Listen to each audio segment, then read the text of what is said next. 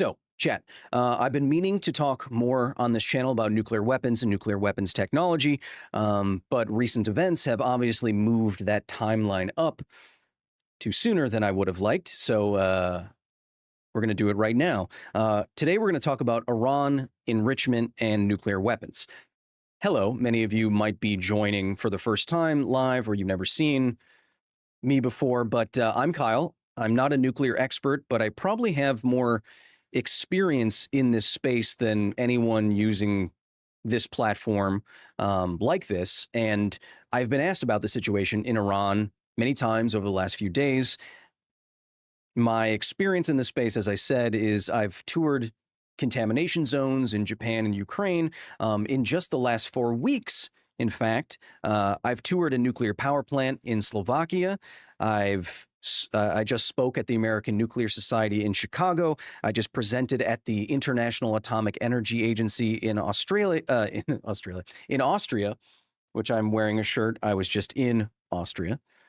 And the IAEA is the body that is a main source of information regarding the Israeli and American strikes in Iran and their consequences. So that's a little bit of a background on me and why I feel like I can talk about this. Done a lot of nuclear stuff in the last couple of days, especially. So what happened? On June 13th, Israel carried out a major attack against Iran's nuclear program. Iran, in the intervening days, has launched a number of retaliatory strikes, both in Israel and at American sites in Qatar.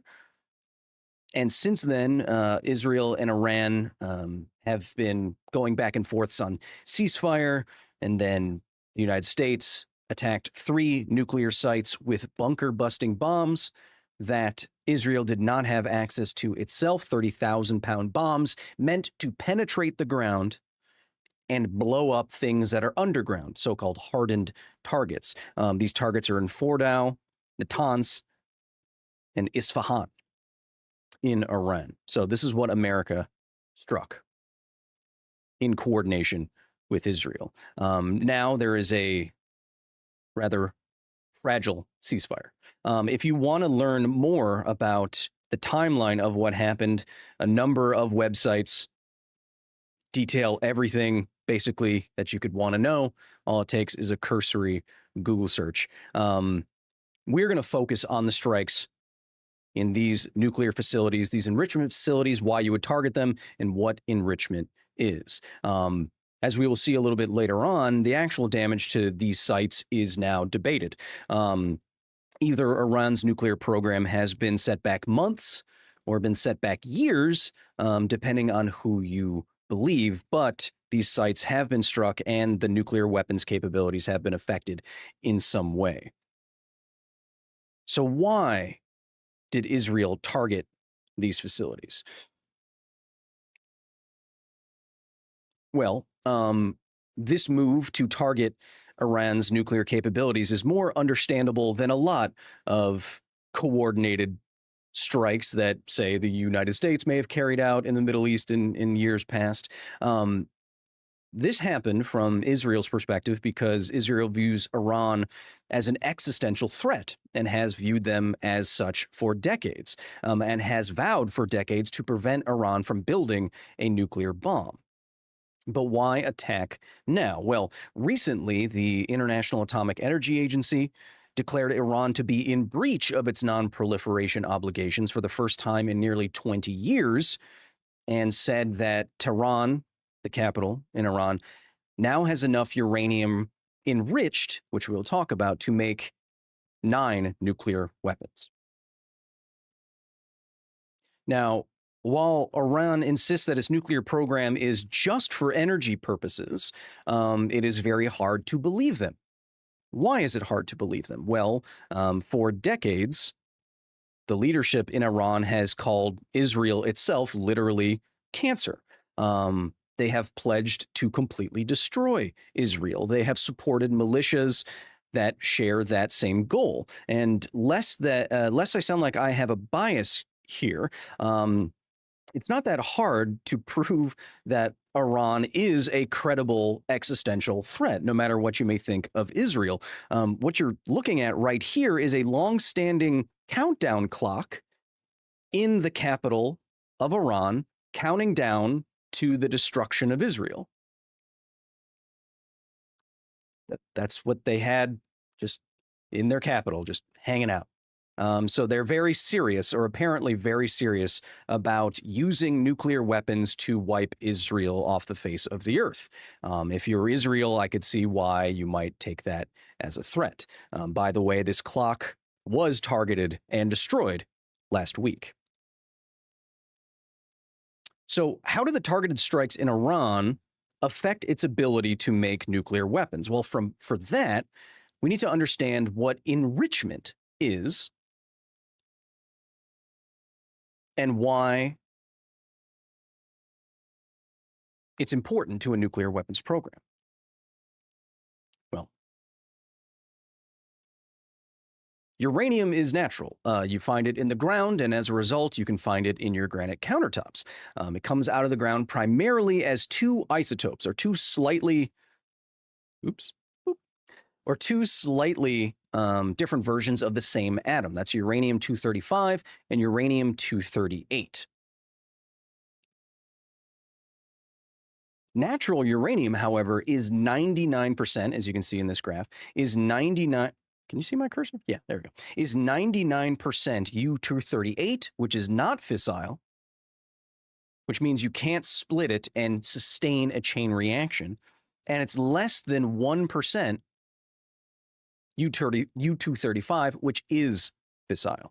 So enrichment is the process of taking natural uranium like this, and through chemical and physical processes, increasing the percentage of U-235, the fissile version, in the final product. The most popular way to do this is by gas centrifuge. Now, the centrifuges in Iran is probably what you have heard about for years and years and years. Why I want to talk about this specifically today is I want you to learn what gas centrifuging is.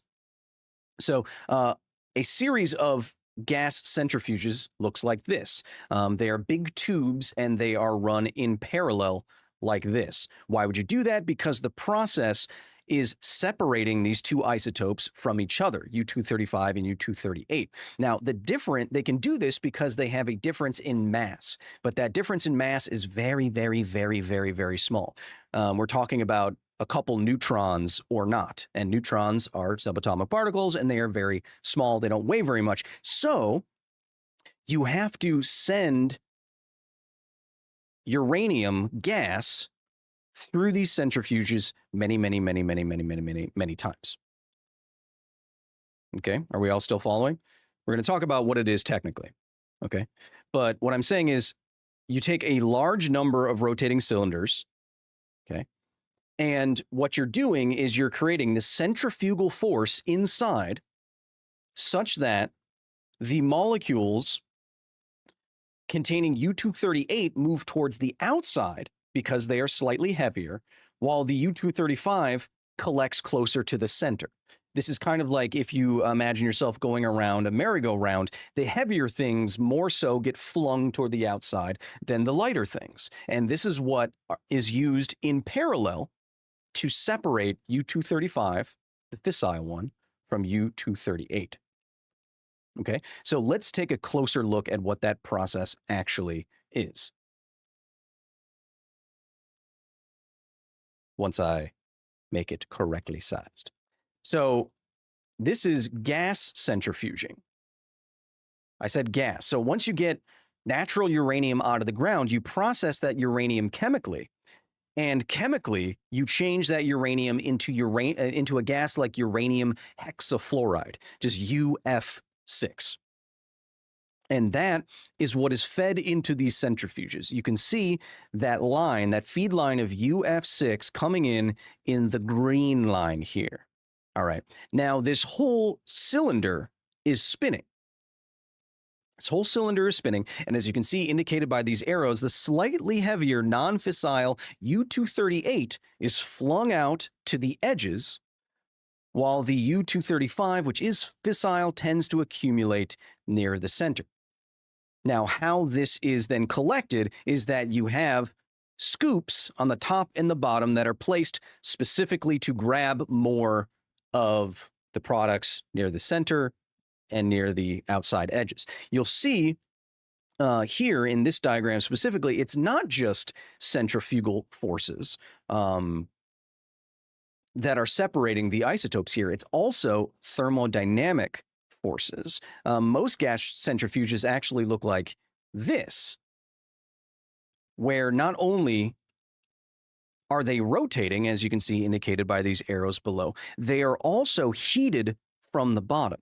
Now, this heat from the bottom acts to distinguish the isotopes in a similar way, where the lighter atoms get carried up by these convection currents, while the convection currents caused by the heating inside these centrifuges, while the heavier U-238 tends to accumulate on the bottom. So in using a process like this, you have the convection currents going up and down, and the centrifuge is spinning outwards. So you have uranium-235 towards the center, heated up, collected by these scoops here, uranium-238 towards the outside, collected by these waste scoops here. Now you do this process many times to slightly increase the amount of U-235 in the feed gas that you're putting through all of these. Okay. So as you do this, you start with less than 1% of the uranium that you want, U-235, and then enrichment takes this natural uranium, or Nu, if you want to talk in the parlance of the nuclear industry, this Nu from less than 1% uranium-235 to between 3 and 5%, or less than 20% U-235. This is what we use in nuclear reactors, LEU. Taking this to a weapons grade product is HEU, highly enriched uranium, which is between 20 and 85% U-235. Okay, that's called HEU. And this is what Iran has been trying to get at, trying to get to weapons grade enriched uranium. That's why you heard that 60%. This is okay. Okay. I'm not going to read chat just yet because I see a lot of, we'll get to it. This is what Iran has been trying to get to. That's why you've heard about that 60% figure in the news. Israel was worried that Iran was getting to 60% enrichment, and that's when you start getting into weapons grade. Now you may ask, why do you need so much uranium? Well, nuclear weapons need this high percentage of uranium-235 because of the geometry of what is called critical mass. If you want to get the most mass in the least amount of area, the most efficient shape, the most efficient way to do that is a sphere, just like this. To have a sustained chain fission reaction like you're seeing in here, that's called criticality. The U-235 atoms that you see here have to be close enough to each other in the sphere. There needs to be enough U-235 atoms such that as they split, there is a high likelihood that they're going to hit another one and split that. The more uranium-235 you have in one of these spheres, the shorter the distance between fission reactions, and that makes the chain reaction more likely. You can see on the left here is a subcritical mass where there's escaping neutrons that don't have another uranium atom in the way to continue on that reaction. But in this critical mass, you see there is enough. See, there's many more atoms in this side than this side. You can see there's many more U-235 atoms to continue this chain reaction. This is a critical mass, and this is not. Now, enrichment makes a big difference here. A sphere of uranium, a perfect sphere of uranium with less than 5% or so, 5.4% of uranium-235 has an infinite critical mass. which is to say, uranium can't go critical naturally. You would need an infinitely large nuclear bomb, and therefore, enrichment is required. The higher the enrichment, the less material that you need, the easier it is to make a bomb out of it. Case in point, the critical mass for a sphere of enriched uranium, enriched to 85% U-235, is about 50 kilograms and about 6 inches in diameter. So at 5%, you go from an infinitely sized sphere to, at 85%, something about this big. It'd be it'd be confusingly heavy, but you could hold it in your hand. Obviously, something 6 inches in diameter is feasible for a nuclear weapons design. And again, this 85% figure is why you've heard about the 60% figure that Iran was working towards. Again, the higher the percentage, the higher percentage enrichment, the closer you are to an actionable nuclear weapon. So, Israel targeted Iran's enrichment facilities to try to cripple the country's ability to make practically sized critical masses for nuclear weapons, weapons which Iran has said explicitly would be used on Israel. From this point of view, you could imagine why a country would spend years planning an operation to destroy that capability. I can imagine the United States wanting to do the same if Russia said this, for example, that it wants nuclear weapons explicitly to, obliterate the country. But a lot of what people have been asking me about is it safe to do something like this? Is it safe to target enrichment facilities? In fact, I was just in Vegas playing Magic the Gathering all weekend, and I still got asked this question. Is it safe? This is what I've been asked about. Given my experience with nuclear contamination sites, could bombing an enrichment facility cause some kind of radiological incident or disaster? In theory, yes, it could. Yes, it could. If facilities contain radioactive material like uranium in various forms going through processes like enrichment, then bombing those sites could, in theory, spread that material. And the International Atomic Energy Agency has said the same. Israel bombing these facilities could, in theory, spread nuclear material around. The kinetics of the explosion and the thermodynamics of fires could result in spreading nuclear material across a large area, kind of like the plumes that rose out of Fukushima and Chernobyl. This would be a very, very reckless thing to do incorrectly. Targeting sites like this in a scorched earth kind of way could, in theory, be a radiological disaster.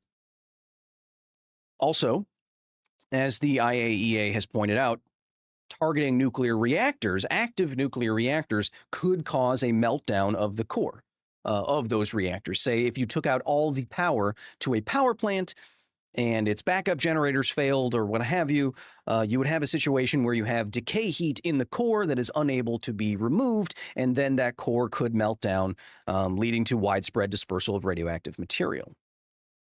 That is all in theory possible. Everyone who's saying I am just spreading propaganda will notice that I am saying this part of the conversation out loud. So, what is the state of these facilities now? It is potentially dangerous to attack nuclear sites with radioactive material. As far as the IAEA can tell, as far as the updates that they put out, which have been many, I think there's been at least 6 now on the developments in Iran.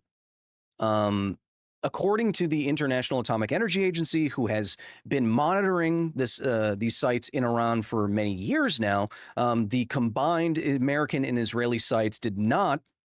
Combined American and Israeli strikes did not spread any radioactive material outside of the targeted facilities, and there is no increase in the ambient level of radiation in these areas.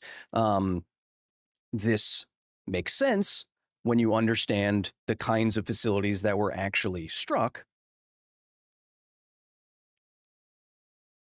where you have these hardened targets that are far underground. If you're striking a target underground, ambient dispersal is less likely. However, the IAEA points out that there may be chemical and radiological contamination inside of these facilities, just not outside. And many of you are pointing out something that we will talk about, where the damage to these sites is something that is debated at the moment. We'll get to that. From a radiological point of view, then, attacking hardened sites that are underground to destroy nuclear capabilities, or trying an attempt to destroy nuclear capabilities, this strike seems to have accomplished or partially accomplished what Israel set out to do, without leading to a radiological situation. That is a good thing. Of course, war is not, but we'll get to that too. I'll point out as a point of comparison, this kind of strike is very different to a strike like Russia took against Ukraine, where Russia sent a drone in to strike the nuke-safe confinement, which you see now, which I've been inside, which we raised money for in the last live stream.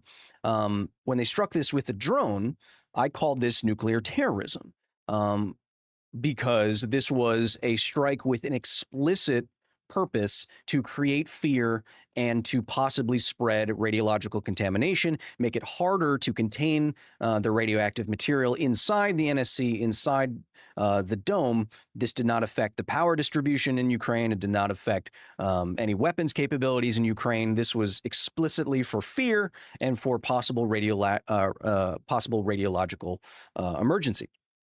That is a very different kind of strike, and I hope, even though it is hard to talk about talk about this kind of thing on the internet with any kind of nuance, I hope you can recognize that there is a difference between these two kind of things, especially when Russia also attacked Zaporizhia, an active nuclear power plant inside of Ukraine, and there was worried that power would be or could be cut off to Zaporizhia, which could lead to a meltdown.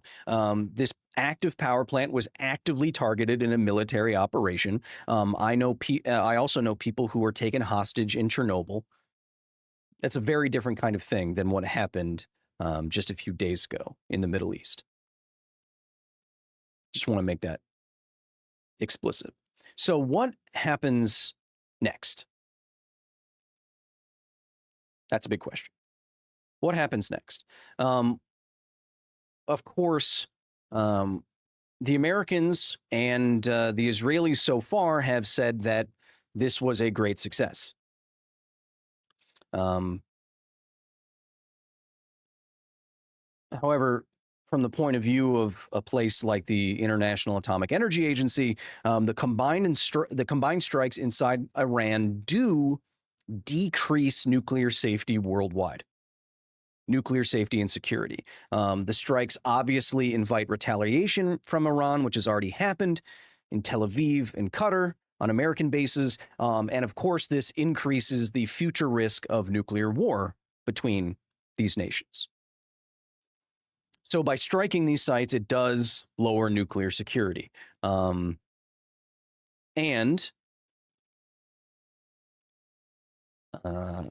And there are also now reports that Iran's nuclear stockpile, which was 400 kilograms of enriched uranium, was moved before these attacks even happened.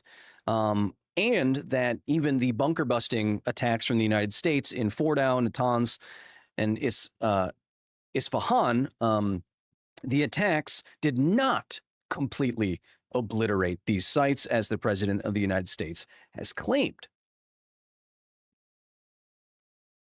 Depending on who you believe, as we said, maybe the plan, maybe nuclear capabilities was set back months, maybe years, but it is controversial whether or not the attacks were completely successful. So it seems as though the threat of a nuclear Iran remains, though its weapons program has been set back in some capacity, as not just these nuclear sites were targeted. Also, top nuclear scientists and officials inside Iran were also targeted. More of a surgical strike in that way. So, from a geopolitical perspective, what happened was that Israel finally responded to what it saw as an credible existential threat with a precise attack on underground facilities and personnel related to Iran's nuclear capabilities. The attacks did not, as far as the IAEA is monitoring, it did not release nuclear material. The attacks did not target active nuclear reactors like Russia has done. And it seems to have, these attacks seems to have affected Iran's ability to conduct nuclear war in some way with a minimal body count because of what was targeted. Of course, going forward, I think the IAEA stresses, like I think we all would stress, that negotiations and ceasefire would be better than continued attacks. Of course, if the missiles stop flying between these countries, then the IAEA could have boots back on the ground as it used to. The agency wants to send its nuclear inspectors back in to monitor the situation. They want to locate the uranium stockpile, and they want to be able to respond to any radiological emergency as engineers and scientists in the IAEA are trained to do. Where this story goes from here, of course, is up to the powers that be.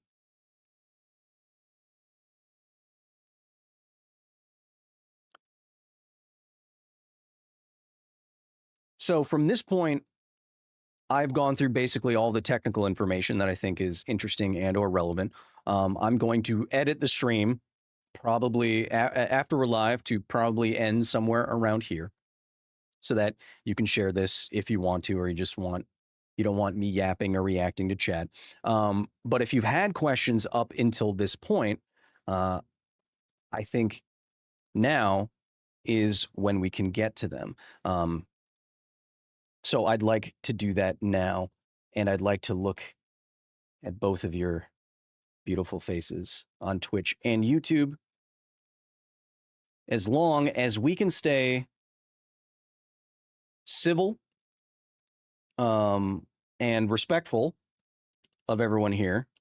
I'm fine with talking about whatever you want to talk about. So we can do that. Let's move to chat and lighten up the mood just slightly.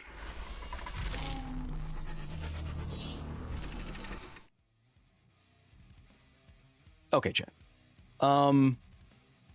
Let's do that.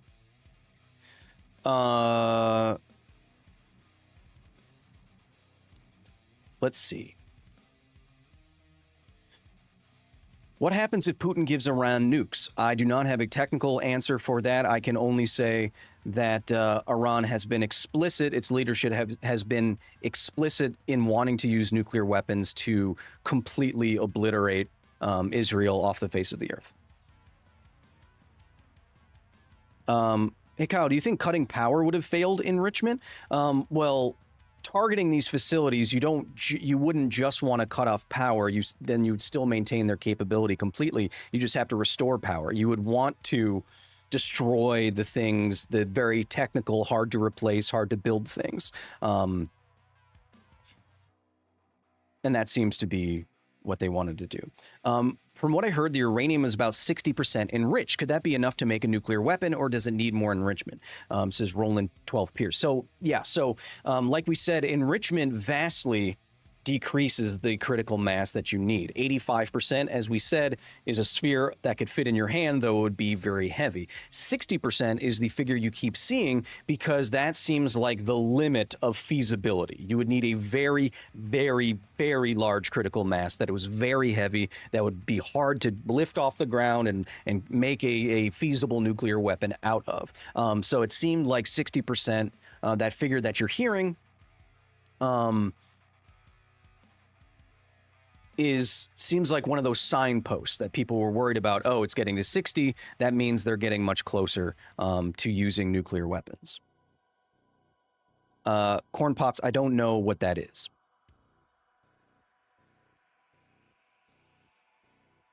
Kyle, do you think there's a less risky way to remove Iran's nuclear weapons capability than what the Israel and United States used? I think younger audiences fail to kind of understand just how precise modern weaponry can be.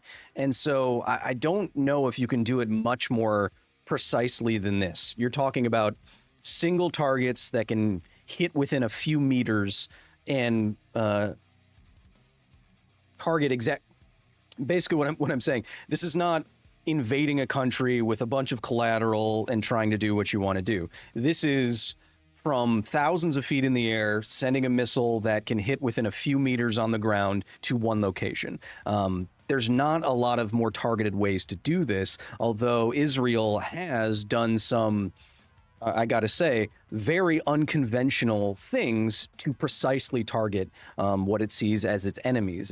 It's invaded supply chains to do those pager attacks. It's invaded supply chains to put bombs in the furniture of nuclear scientists in Iran, to put remote machine guns in Iran.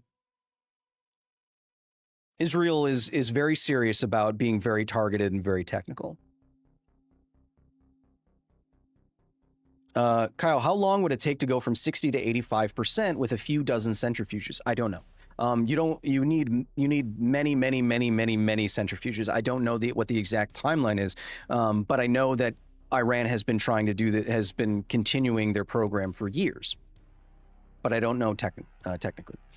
Kyle, why do we have to use uranium-235, not U-233? There must be a way to remove the dangerous U-232. Because there's a practicality issue where the two main isotopes in the uranium that you get out of the ground is U-235 and U-238. 99.3% of it is U-238, which is unusable. So less than 1% is U-235, and even less than that are other isotopes. So then you have to think of the practicality of enriching that stream of natural uranium into any of the other products. It's very, very difficult. That's why when we talked about the TerraPower company in Washington in the United States, that's why when they were talking about taking nuclear waste, turning it into cancer medication, you're talking about an amount of material that would fit in my Thor mug right now. That exists in the whole world. Very small amount. Kyle, are you saying in this case Israel is targeting civilians? Well, if you consider the nuclear scientists inside Iran trying to build nuclear weapons to obliterate Israel, then yes. But this is, Chet, I want to be very, very clear with you. This is a gray zone. There are no easy answers here. There's a lot of nuance. There's a lot of complications. Okay? Let's try to be civil. Kyle, the bias is unreal. How so? What did I say? Would a high altitude dirty bomb be more dangerous, damaging than a ground burst? No. Tic Tac. So a dirty bomb is meant to disperse radiological material across a wide area to make that area dangerous and or unlivable. You could evacuate that area, etc., etc. A airburst nuclear weapon, say in the 1 megaton range, would kill, let's say a 1 megaton nuclear bomb exploded over Washington, D.C. About 1 million people would die instantly.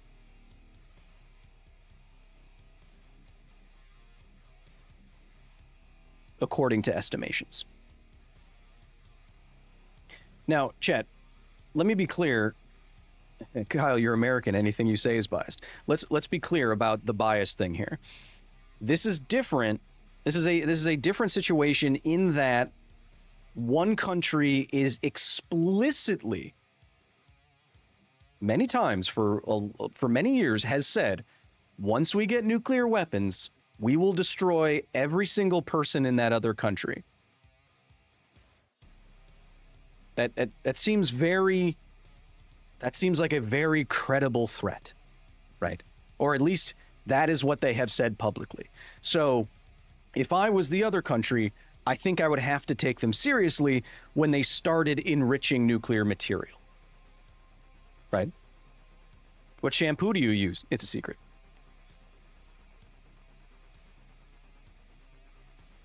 Do most nuclear bombs rely on fission or fusion? We have fusion bombs, but they actually use fission to happen. Modern fusion weapons, getting up in the megaton range, have fission bombs around them. Inside of a fusion bomb, there's a fission bomb to create the fusion reaction in the center. So it's both, actually. The leadership has been saying that for decades. No, yeah. These two countries, Iran and Israel, have been at war with each other for many, many years. And if one of them showed that they were serious about wiping the other one off the face of the earth, you would have to take it seriously. That makes sense to me.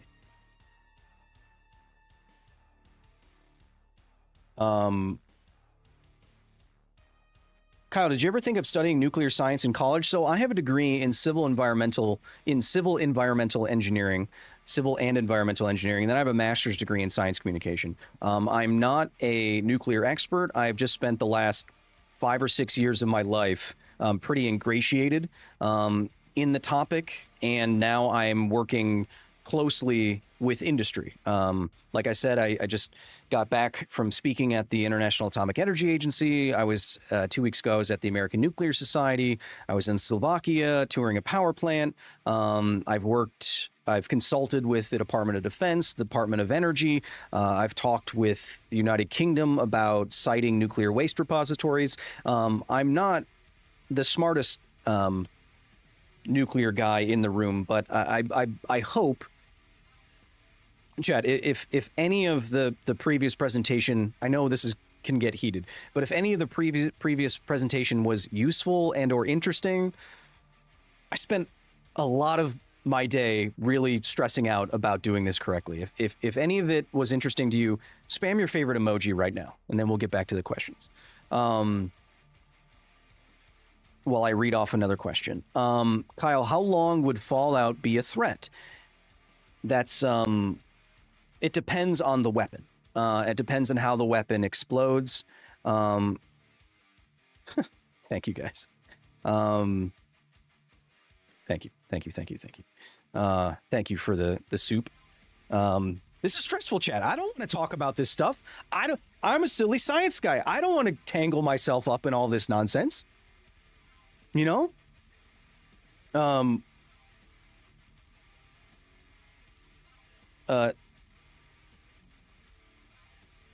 the Cypher Graybeard over on Twitch. No, they have explicitly said that. Yeah.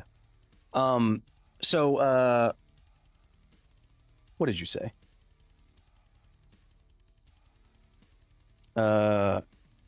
What did you say? Can I have a lock of your hair? No.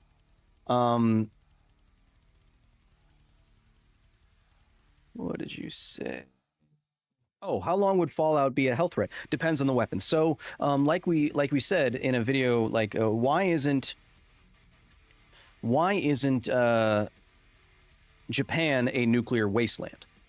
That is because it was an airburst. An airburst doesn't suck up a bunch of other material.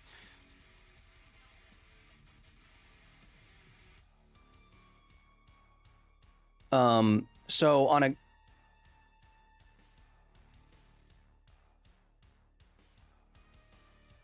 in a ground, I'll get to you. I'm getting there. 1 second. In a ground burst, the weapon sucks up a bunch of material, it vaporizes a bunch of material, and then that material in a vaporized state combines with fission products and nuclear material that isn't exploded, and then will disperse itself over a wide area. That's the fallout problem. In an airburst, that material isn't sucked up. There's fission products and radiation that still come out, but it isn't dispersed in any kind of the same way. So fallout depends on how the weapon is detonated. It also depends on the size of the weapon. I will also say that the initial fallout and radiation from a nuclear weapon also disperses much quicker than you think. If you think of it in terms of zones, the zone of you can't be in it, civilians can't be here, versus emergency personnel can go in here, versus military personnel can go in here, that zone can contract within a number of days to 2 weeks or so. So that fallout danger actually minimizes itself pretty quickly, but obviously it's still an issue.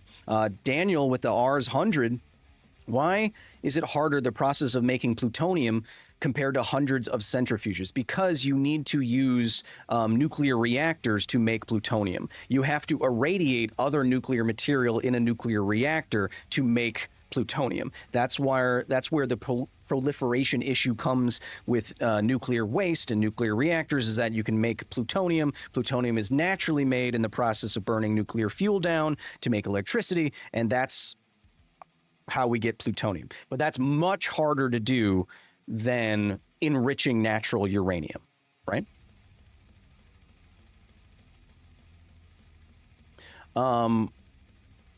I appreciate the unbiased way you went over this topic. Don't stress about it, science man. Well, I have to stress about it. What's your opinion on Colgate? Have you heard about what's in their complete system that has been designed to be used and work together to reduce bacteria that cause tooth decay, gingivitis, halitosis by up to 15 times? Have you heard about that? Incredible. It's the only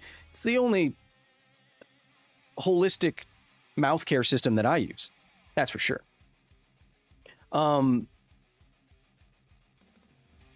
Iran use the 60% uranium to construct a crude nuclear device to perform a ground test? Again, so like the first nuclear weapon ever exploded was Trinity, right? That's what the movie Oppenheimer was about. And even then, you're talking about a critical mass that was pretty small. 60% and less, you're talking a critical mass that is not the bomb. The bomb is always pretty big. But I'm saying that the critical mass itself is huge. So it's much harder to do practically. Thank you, The Drop, for the bits.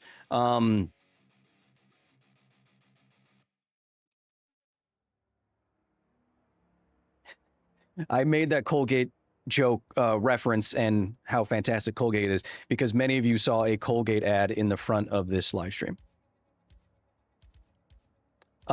How dangerous is sulfur hexafluoride when it's going through the centrifuges? Many people have said. So natural uranium isn't very radioactive, but once it's made into a gas and sent through centrifuges, if you were to blow up those centrifuges, that's what we said was potentially dangerous, where radioactive material could be dispersed. If it was yellow cake, it is powder, easily dispersed. If it's uranium hexafluoride, it's gas, easily dispersed. That's the problem. And that's an issue. Yes, you can have radiological contamination inside and outside of a facility if you damage the centrifuges. Yes. But as far as the IAEA can tell, right now, there has been no release of radiation into the surrounding areas from targeting those sites. What is the most awesome radioisotope? Whichever has 69.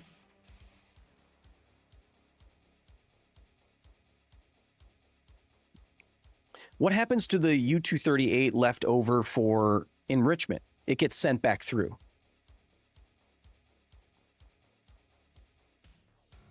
And depleted uranium can be used for shielding, for weapons, for other things. But I don't, off the top of my head, if I'm being 100% honest with you, I don't know what the full life cycle of the U-238 is. I more focus on the fissile stuff, but I could learn more about it. Why isn't there massive radiation leaks from the hard water plant that got hit and released all of its steam? Says Mudman with the 1999. I don't know exactly what the hard water plant you're talking about is, but I would guess it's because if steam was released, the core was still in containment, in a containment building. So in a nuclear power plant, all of the loops are closed because you don't want radiological contamination or cross-contamination. You have the reactor loop, then you have the steam loop. And in other cases, you can have a third loop, which goes to the cooling tower, which cools down that steam. So if you hit the steam loop and steam was released, that steam and that water that makes the steam has never touched nuclear material at all. So you can have a release of steam without having a release of nuclear material. Is it relatively easy to make those centrifuges for enrichment, or are they really hard to get and make? Well, that's the point. You target the things that are fragile and technical and hard to make, so that sets a nuclear program backwards. Yeah, I read hard water because that's what the comment said. Third time I've gotten your Colgate ad today. Well, there's 5,000 bristles on the new toothbrush, which just increases the amount of foaming action. It literally does. The more surface area that's available the more bristles, the more surface area, the more ability to create rapid foaming action.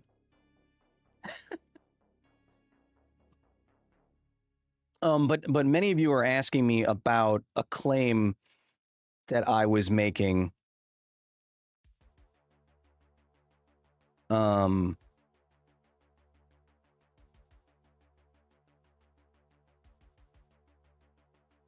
a claim that I was making, so I'm also looking that up now. Think of another good question here.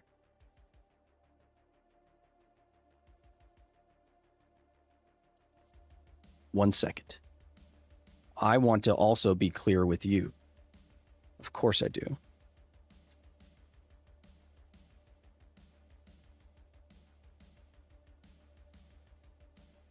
One moment.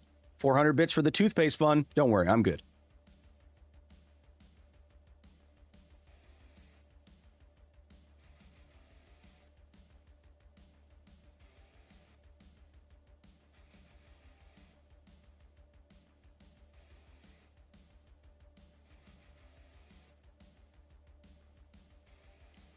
Chat, why does he have a DM screen? These are my 2 monitors from Basilisk, the esports team.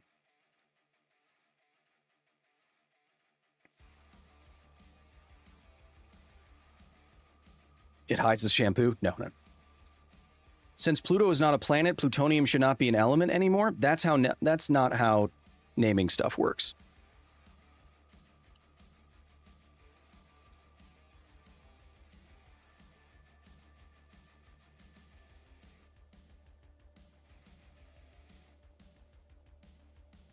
Google is unusable now.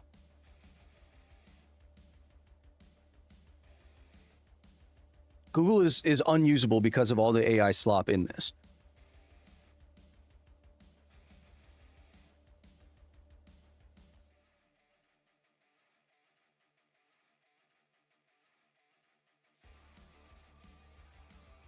I can't. It's all crap. Huh. Pluto is a rapper? No, Logan, thank you for the 999. Pluto is not a planet because of the definition of what a planet is. It has not cleared its orbit of other large bodies and is not large enough to spherify itself. When a planet gets large enough, the force of gravity overcomes the internal material forces of solid material, and the gravity acts to actually spherify.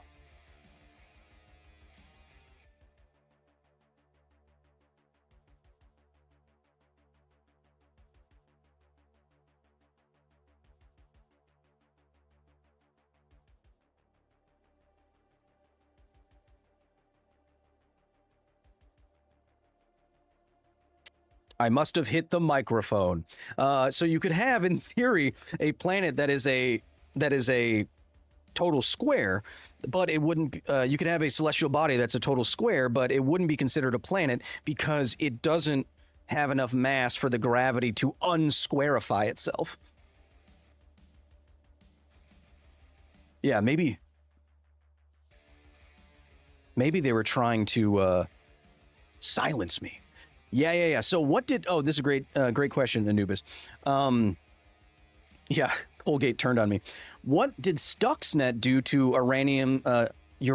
Iran's uranium years ago? So it has never been officially claimed responsibility for, but Stuxnet, if you've heard about it, I kind of wanted to do a Half-Life Histories on this, but if you heard about it, it is reported to be a joint American-Israeli computer virus that would sabotage or did sabotage Iran's centrifuges by making them spin too quickly, and they destroyed themselves. Another targeted creative strike on Iran's nuclear capabilities, which is interesting. Yeah, you can't have donut-shaped planets, unfortunately. Smarter Every Day did a tour of the Idaho National Laboratory. We also have a video from our tour of Idaho National Laboratory if you want to check that out. Are you concerned that AI is being used to reactivate 3 Mile Island? That's not true. 3 Mile Island is being reactivated to our data centers. Microsoft has bought 20 years worth of energy from 3 Mile Island, or the Crane Clean Energy Center. We have a full video on that. I got to tour the power plant and talk to some local business representatives if you want to learn more. But I'm worried about generative AI and AI generally. I'm not worried about power plants coming back online. What I'm taking old power plants and refurbishing them and bringing them back online is actually the lowest cost, most efficient green energy source there is. And these large reactors were designed to run for like 100 years. You know, did anyone just get a Colgate ad with Kyle in it? My boy. Kyle, do you think nuclear power will take off again? The nuclear industry is having a lot of attention right now, specifically because of all the build out that these large corporations want to power their data centers. So I've been literally around the world now, talking at nuclear agencies in Chicago and in Vienna recently. And all the industry is super excited, and they want to talk to someone like me because they want to think about how to communicate that excitement and an increase in nuclear power and get people on board, or at least understanding what nuclear power is, et cetera, et cetera, et cetera. So yeah, it seems like nuclear power is seeing more attention than it's seen in a very long time. Bro, just had an ad of you talking about tooth decay. I skipped it. That's fine. You can skip it. Kyle, what's your favorite nuclear test detonation? I like any of the underwater ones, or the underground. The underground ones are really, really weird because when a nuclear explosion happens underground, it literally vaporizes a giant sphere, and that material underground just goes away.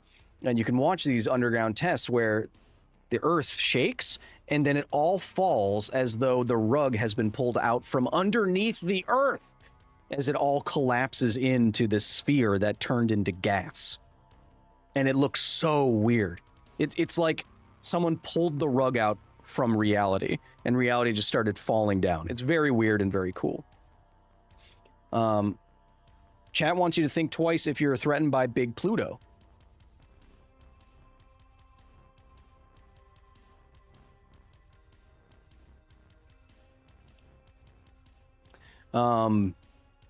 Anyway, I was okay. A lot of you said minus AI.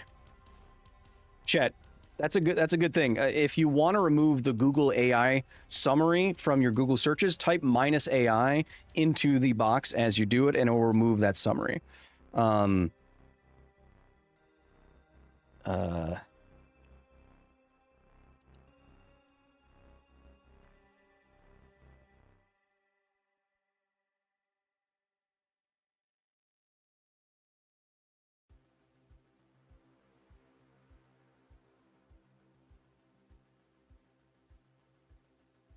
One moment.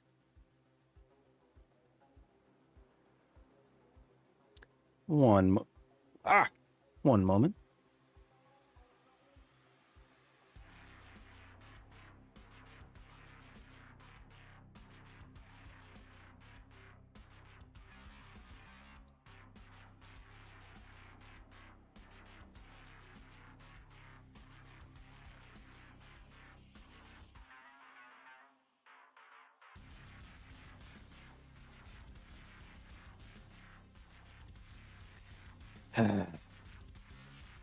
So difficult these days. Chad, if you have any more pressing questions, let's get to them now. What is the effect of radiation on hair? So hair is dead. Hair is just protein. It gets pushed out of your head like a Play-Doh toy. Why your hair falls out when you get cancer treatment is that radiation disproportionately affects the fast dividing cells in your body. Why? Because when a cell divides, it becomes more susceptible to the effects of ionizing radiation. When cells are dividing, they're more fragile, and the DNA is more fragile. So fast dividing cells divide more often, which means a lot of radiation will hit fast dividing cells more so than slow dividing cells. And where are the fast dividing cells? They're in your stomach, they're in your hair, they're in your bone marrow, which is why when you get cancer treatment, radioactive cancer treatment, your hair falls out and you get very nauseous, because the radiation is disproportionately affecting the fast dividing cells in your body. If hair is just protein, can I farm gains with it? Yeah, just eat it. Is nuclear power viable in space, says Xiphon? Fun fact, we already have nuclear power in space, but not of the reactor kind. We have RTGs that have powered many probes and robots in space so far. RTGs stands for radioisotope thermal generator. And what those are just big hunks of plutonium that heat themselves up, and then you use a simple process of a heat differential to create a small electric current. So we already have nuclear power in space, just not the kind that you think of. They're called RTGs. What would happen if we sent all the nuclear weapons into the sun? To give you a comparison of the size of the sun compared to the size of Earth, 1 million Earths could fit inside the sun. So this is not a true comparison, but like, look at this dot next to my head, this one. The sun would be like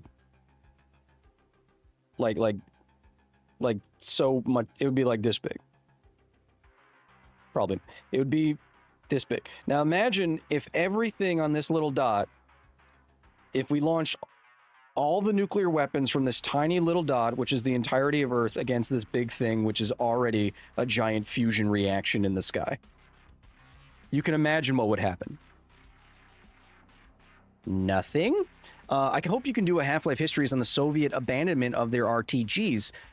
Says Baydestrian, I have good news. It is called The Radiological Accident in Leah. It is in the Half-Life Histories playlist. It is also has put the subtitle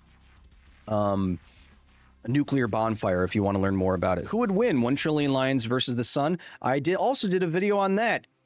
Look at the back catalog.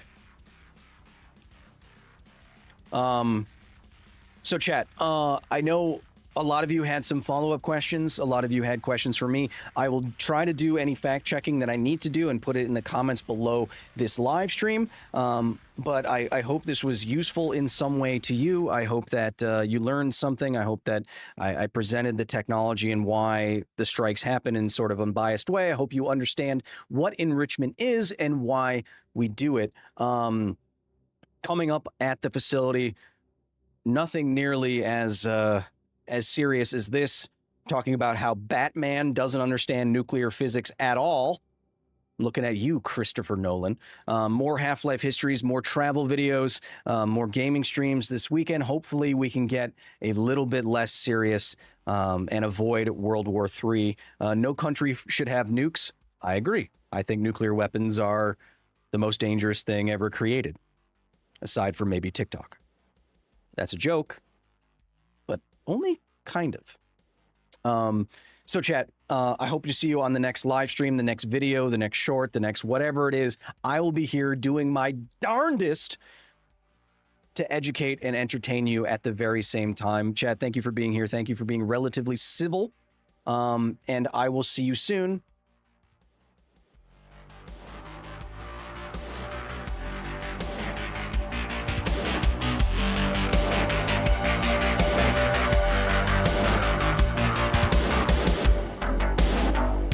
Be nice to each other. This is all we got.